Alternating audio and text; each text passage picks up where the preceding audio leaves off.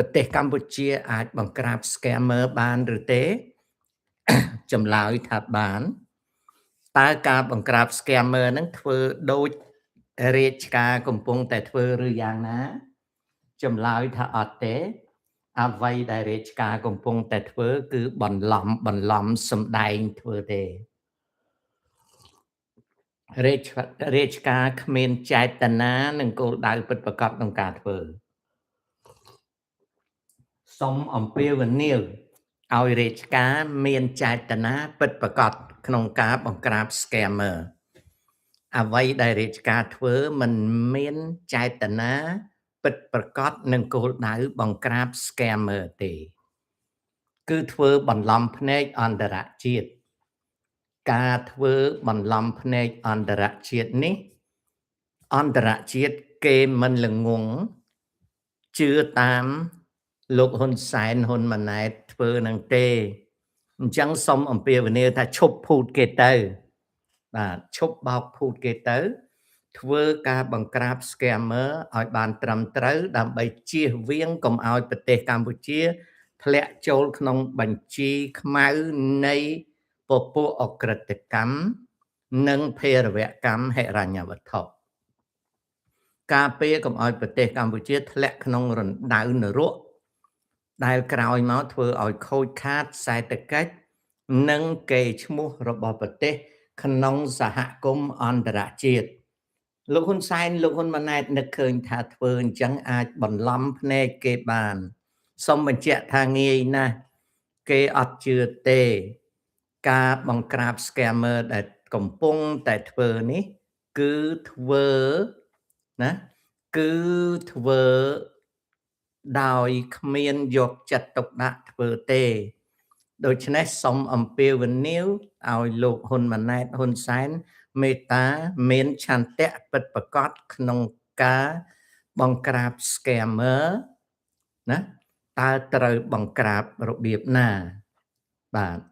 នៅក្នុងនេតិនេះខ្ញុំសូមជម្រាបថា scam networks ជាអក្រិតជនហិរញ្ញវត្ថុទារុណកម្មចរាចរណ៍ខុសច្បាប់ដែលចាត់ទុកថាជាភេរវកម្ម scammer គឺជាភេរវកម្មហើយ scammer គ្រោះថ្នា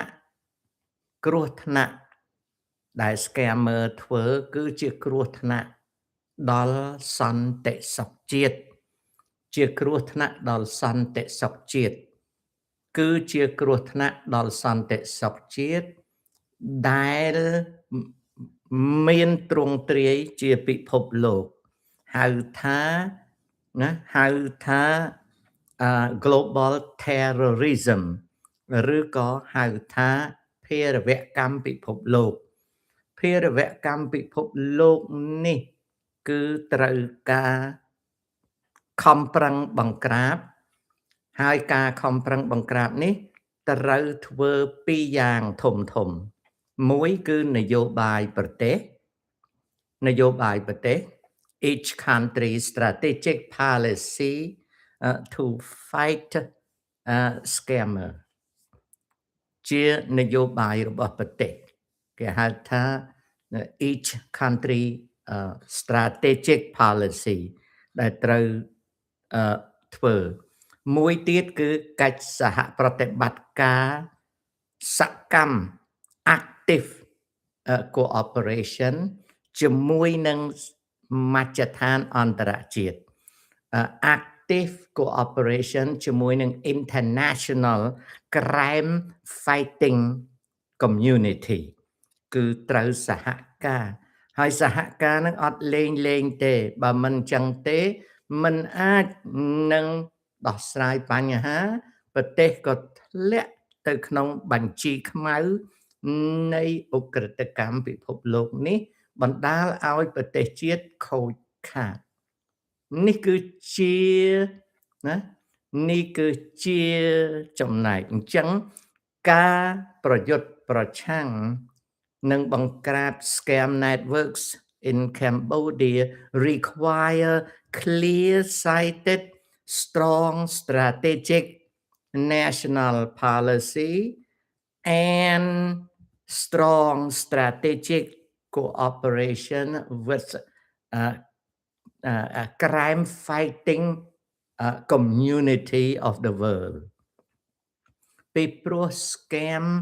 networks នេះវាជា national security ជាសន្តិសុខជាតិ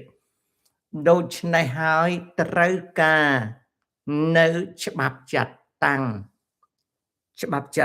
គឺនាយករដ្ឋមន្ត្រីមិនមែននិយាយដូចលោកហ៊ុនម៉ាណែតនិយាយទេលោកហ៊ុនម៉ាណែតនិយាយមិនមែនជារបៀបធ្វើការទេគឺរបៀបសម្ដែងទេអ្វីដែលត្រូវការជាងគេគឺ Prime Minister should issue a strategic policy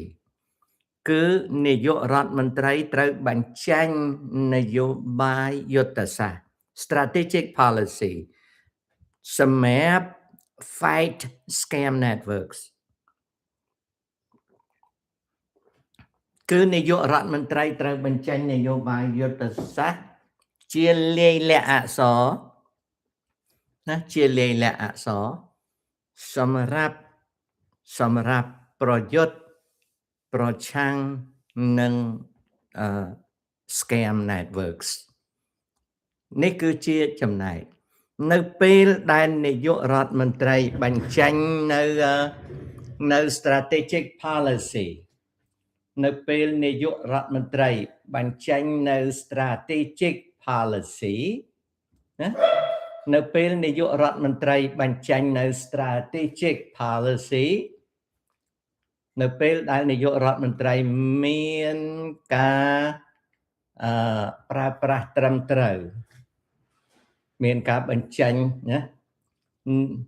គឺថាចេញ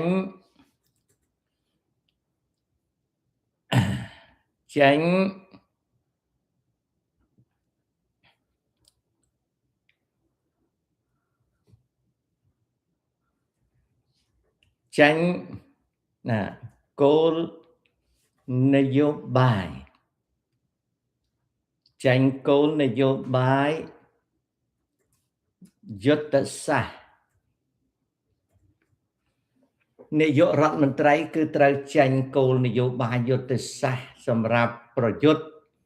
ប្រឆាំងនឹង scammer ហ្នឹងគឺចេញគោលនយោបាយយុទ្ធសាស្ត្រ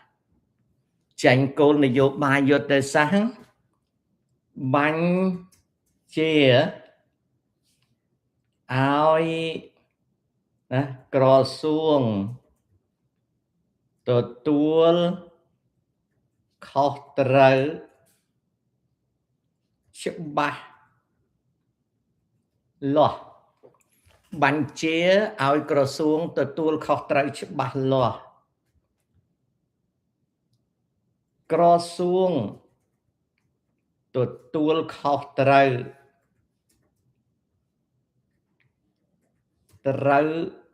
រាយការណ៍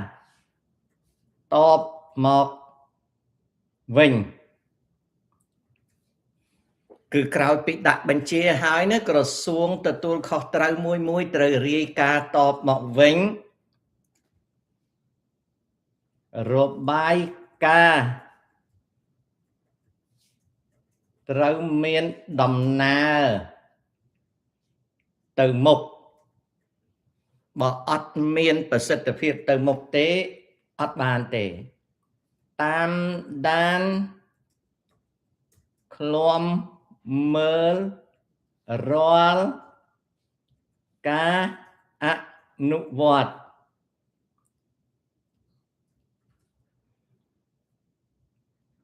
នេះគឺជារបៀបធ្វើការ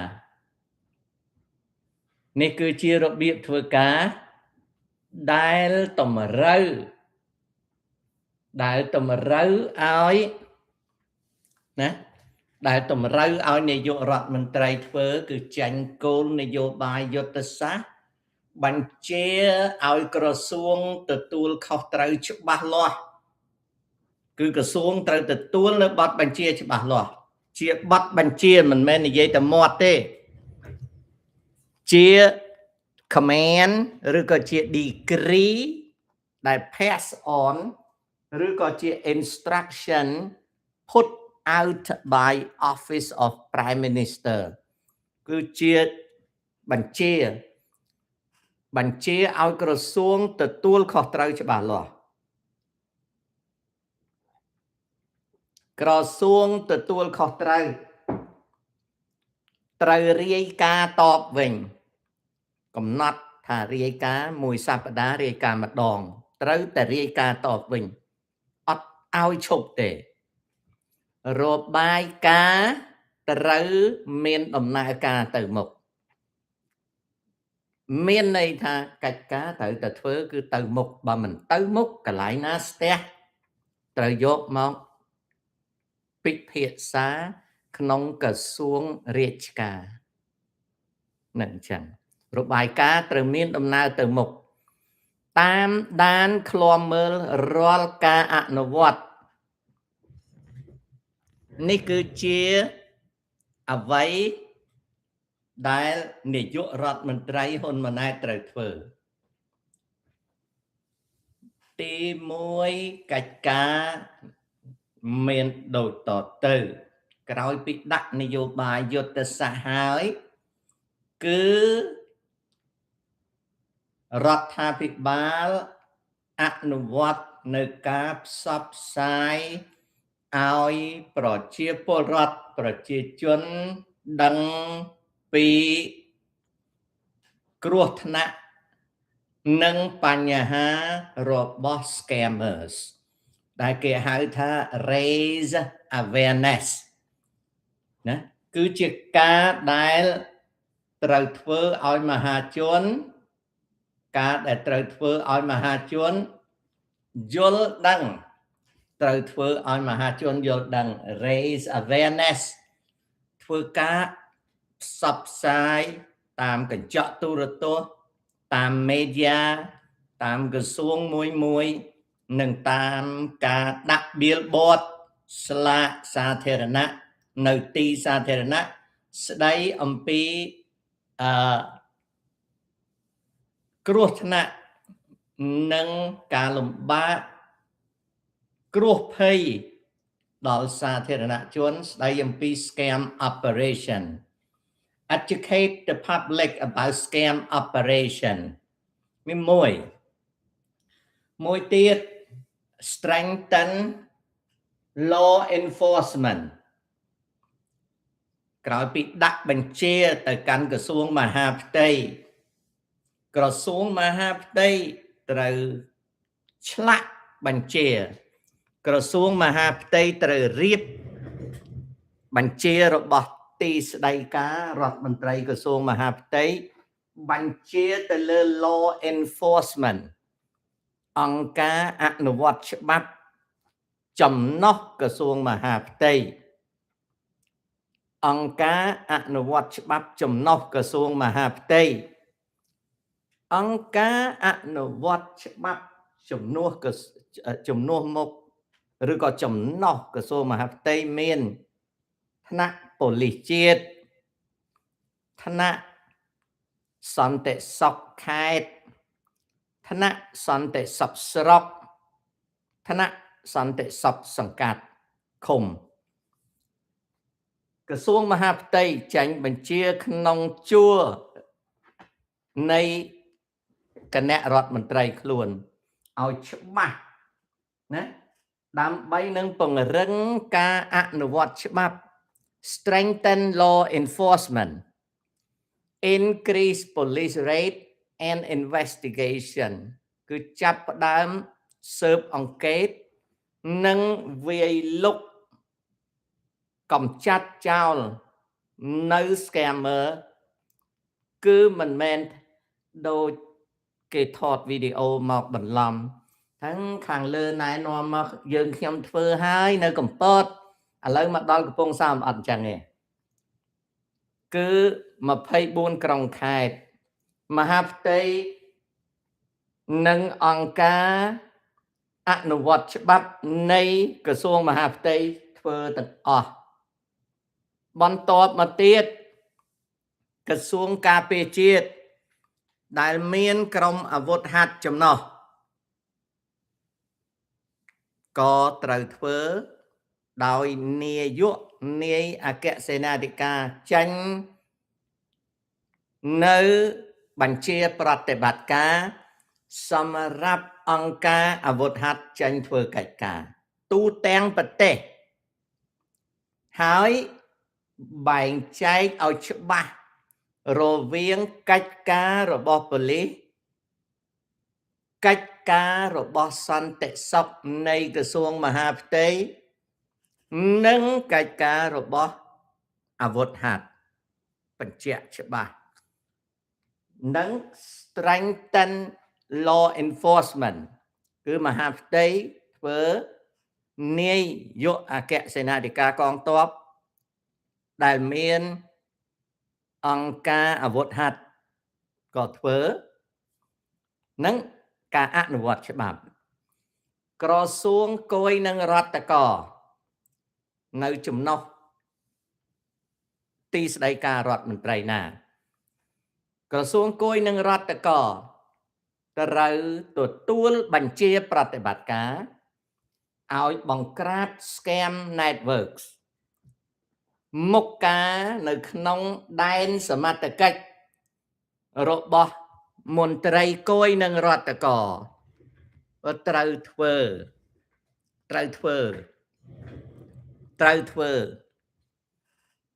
និងតើក្រសួងគយនិងរដ្ឋកោនៅចំណុះក្រសួងណាឬក៏នៅចំណុះអាជ្ញាធរជាតិណាបន្ទាប់មកទៀតក្រសួងពន្ធអាករក្រសួងពន្ធអាករនាយកដ្ឋានទទួលបន្ទុកផ្នែកពន្ធដារក្រសួងពន្ធអាករអង្គការទទួលការអនុវត្តច្បាប់ពន្ធអាករត្រូវទទួលបទបញ្ជាប្រតិបត្តិការបង្ក្រាបscammer អញ្ចឹងណាមិនមែនដូចលោកនាយករដ្ឋមន្ត្រីគាត់គ្រាន់តែនិយាយសូមឲ្យបងប្អូនជួយផងអីមែនទេមិនអញ្ចឹងទេលោកនាយករដ្ឋមន្ត្រីបើលោកនាយករដ្ឋមន្ត្រីធ្វើដូច្នេះណាលោកនាយករដ្ឋមន្ត្រីធ្វើលេងទេអញ្ចឹងណាអង្គការអនុវត្តច្បាប់ត្រូវពង្រឹង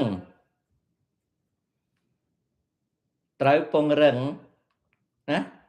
អង្គការអនុវត្តច្បាប់ត្រូវពង្រឹង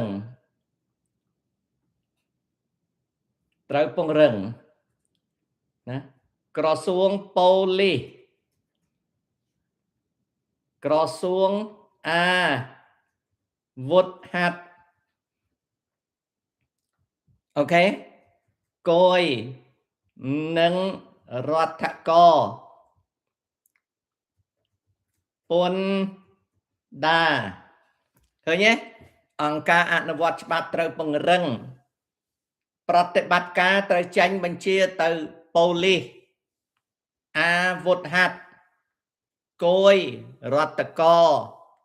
ពន្ធដារគយរដ្ឋកោគឺតួខុសត្រូវតាមព្រំដែនទាំងអស់វាតាក់ទងនឹង scam ណាពន្ធដារគឺទូទាំងប្រទេសក្រសួងពន្ធអាករនិងសិតតាក្រសួងអនុវត្តច្បាប់ណាបងប្អូនក្រសួងអនុវត្តច្បាប់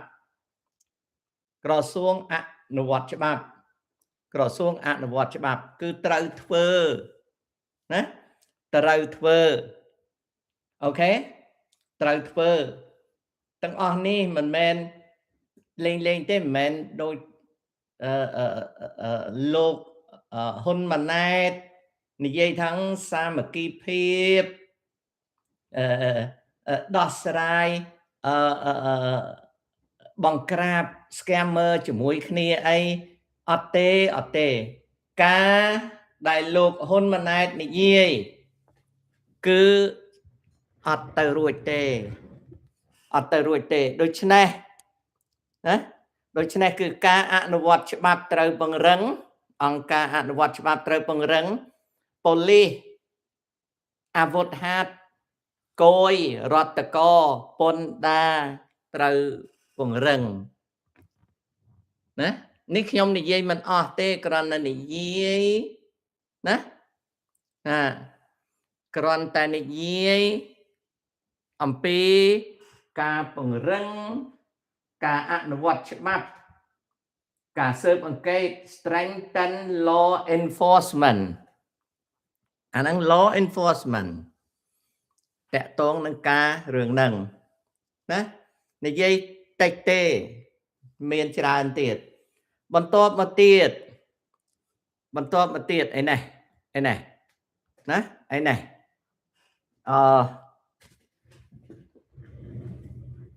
enhance border security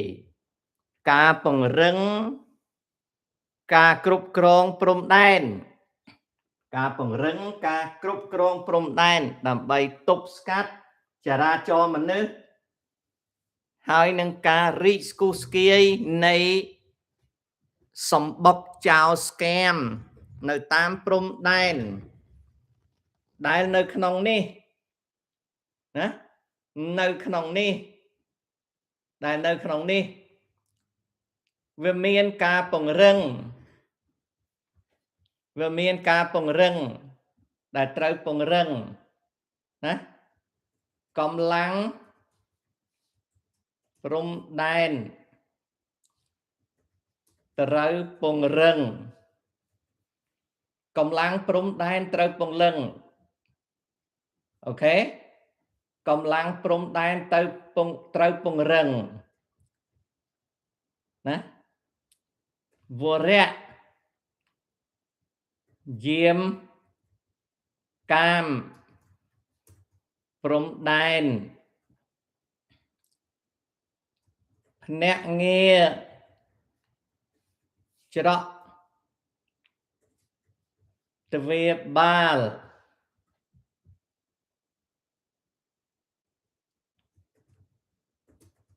អង្គការអនុវត្តច្បាប់តាមព្រំដែនក្រសួងអន្តោប្រវេសន៍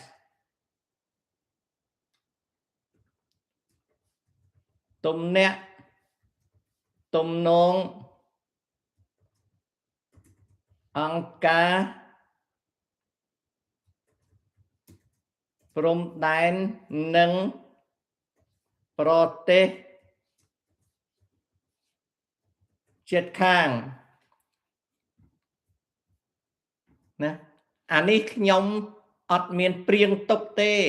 គ្រាន់តែនិយាយព្រោះខ្ញុំមនុស្សភ្លើដល់ខ្ញុំភ្លើខ្ញុំអត់សូវចេះអីទេខ្ញុំនិយាយតាមរបៀបមនុស្សភ្លើណាខ្ញុំនិយាយតាមរបៀបមនុស្សភ្លើ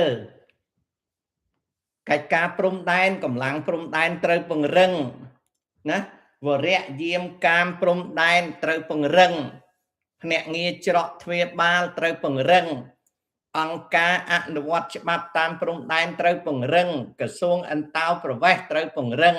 ទំនាក់ទំនងអង្គការព្រំដែននិងប្រទេសជិតខាងត្រូវពង្រឹងនេះតកតងនឹង enhance border security ណាបងប្អូននេះគឺជាចំណុចបន្ទាប់មកទៀត rescue and support victims ហៅថាប្រតិបត្តិការជួយសង្គ្រោះជនរងគ្រោះណានេះត្រង់កន្លែង rescue និង support victims នេះណាត្រង់នេះខ្ញុំជាមនុស្សល្ងងខ្ញុំគិតភ្លាមខ្ញុំទៅសេឲ្យភ្លាមព្រោះវាល្ងងណាវាត្រូវការក្រសួងការបរទេសអូខេក្រសួងអន្តោណាប្រវេសន៍អូខេសេវាកម្ម សង្គមកិច្ចណាសេវាកម្មសង្គមកិច្ចមហាផ្ទៃអញ្ចឹងកិច្ចការអស់នេះវាត្រូវការកិច្ចការធ្វើដើម្បីជួយសង្គ្រោះដើម្បីជួយសង្គ្រោះដល់ជនដើម្បីជួយសង្គ្រោះដល់ជនរងគ្រោះត្រូវមានក្រសួងមហាផ្ទៃក្រសួងអន្តោប្រវេសន៍សេវាកម្មសង្គមកិច្ចណាក្រសួងការបរទេសក្រសួងអន្តោប្រវេសន៍សេវាកម្មសង្គមកិច្ចដែលតាក់ទងនឹងមហាផ្ទៃណានិង rescue and support victims crack down on corruption គ្រប់គ្រងនិងកាត់បន្ថយអំពើពុករលួយណាគ្រប់គ្រងនិងកាត់បន្ថយអំពើពុករលួយយើងដឹងហើយប្រទេសកម្ពុជាយើងណាមហារាជកម្រិតទី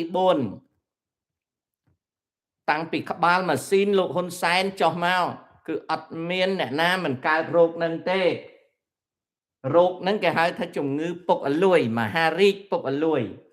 អញ្ចឹងតលតែយើងទៅដវះកាត់អានេះខ្ញុំនឹងធ្វើ show បញ្ចេញទស្សនៈល្ងងខ្លៅអំពីការគ្រប់គ្រងនិងកាត់បន្ថយអំពើពុករលួយគ្មានទេពាក្យថាកំចាត់អំពើពុករលួយវាមានតែពាក្យថាគ្រប់គ្រងនិងកាត់បន្ថយខ្ញុំមិនមែនរំពឹងឲ្យលោកហ៊ុនសែននឹងស្អាតដូចកណាត់សមកផ្ទាំងទេក៏ប៉ុន្តែកុំឲ្យអំពើពុករលួយคล้ายទៅជាមហារាជរបស់ប្រទេសពីព្រោះវានឹងបំផ្លាញគាត់កូនចៅគាត់គ្រួសារគាត់និងខ្មែរទាំងអស់ខ្ញុំមិនរំពឹងថាឲ្យអ្នកដឹកនាំដូចហ៊ុនសែនហ៊ុនម៉ាណែតនឹងស្អាតចេះទេក៏ប៉ុន្តែត្រូវតែដោះស្រាយបញ្ហាហ្នឹងហើយអានេះគឺជារឿងមួយដ៏ធំណាស់សម្រាប់អាយុជីវិតទាំងអស់គ្នាទាំងមនុស្សម្នាក់ទាំងក្រុមគ្រួសាររហូតដល់ប្រទេសជាតិរួមទាំងស្ដេចផែនដីទៅទៀតតើស្ដេចផែនដីពុករលួយទេពុករលួយព្រោះវាមាន3ពុករលួយសតិអារម្មណ៍ពុករលួយនយោបាយពុករលួយលុយកាក់ហ្នឹងគឺអំណាចហ្នឹងអញ្ចឹងម្នាក់វាមានអាជំងឺមហារាជហ្នឹងវាទាល់តែព្យាបាលណាបន្ទាប់មកទៀត international cooperation គឺសហការអន្តរជាតិដែលសហការអន្តរជាតិនេះត្រូវធ្វើឡើងពីព្រោះបញ្ហាភេរវកម្ម scammer នេះជាបញ្ហាគ្រោះថ្នាក់ដល់សន្តិសុខជាតិគ្រោះថ្នាក់ដល់សន្តិសុខនៃពិភពលោកណាត្រង់ហ្នឹង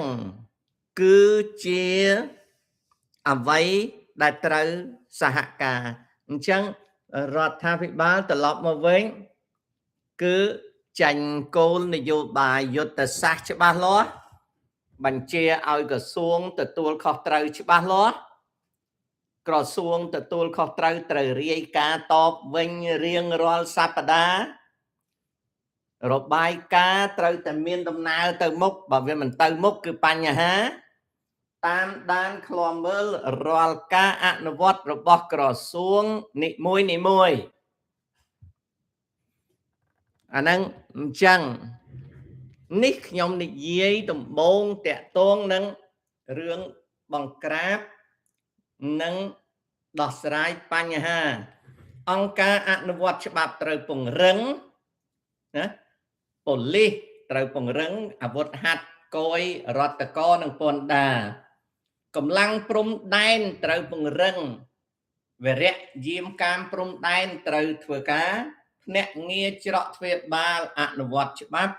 អង្គការអនុវត្តច្បាប់តាមព្រំដែនត្រូវពង្រឹងទាំងអស់ក្រសួងអន្តោប្រវេសន៍ទំនាក់ទំនងអង្គការព្រំដែននិងប្រទេសជិតខាង ដូច្នេះខ្ញុំថ្ងៃនេះខ្ញុំលើកតែ6យ៉ាងទេ raise awareness strengthen law enforcement enhance security ហើយនឹង rescue support victims crack down on corruption and international cooperation ខ្ញុំលើកតែ6ហ្នឹងមកនិយាយទេណាឥឡូវមើលសារជាថ្មីនៅក្នុង infographic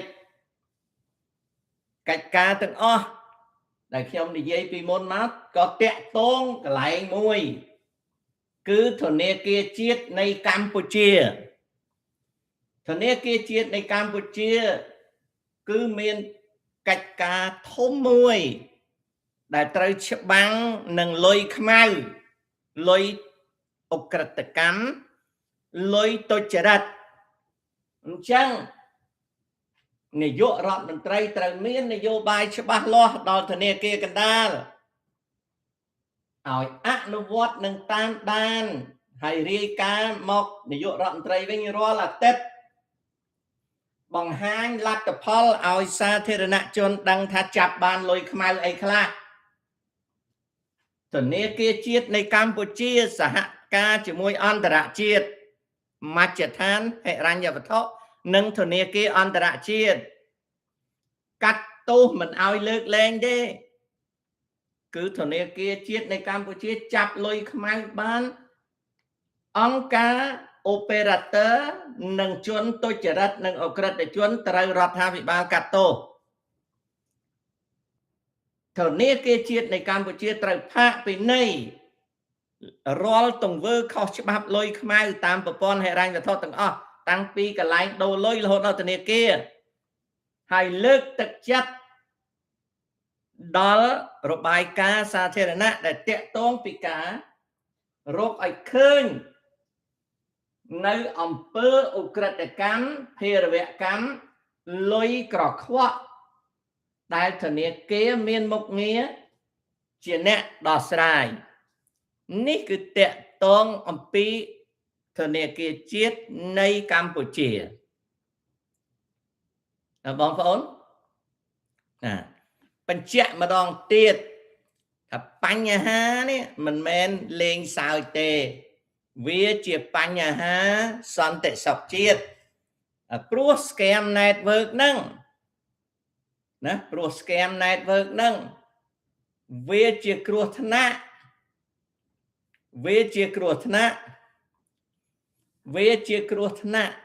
ដល់ប្រទេសហើយនឹងសហគមន៍អន្តរជាតិវាត្រូវការនយោបាយយុទ្ធសាស្ត្រច្បាស់លាស់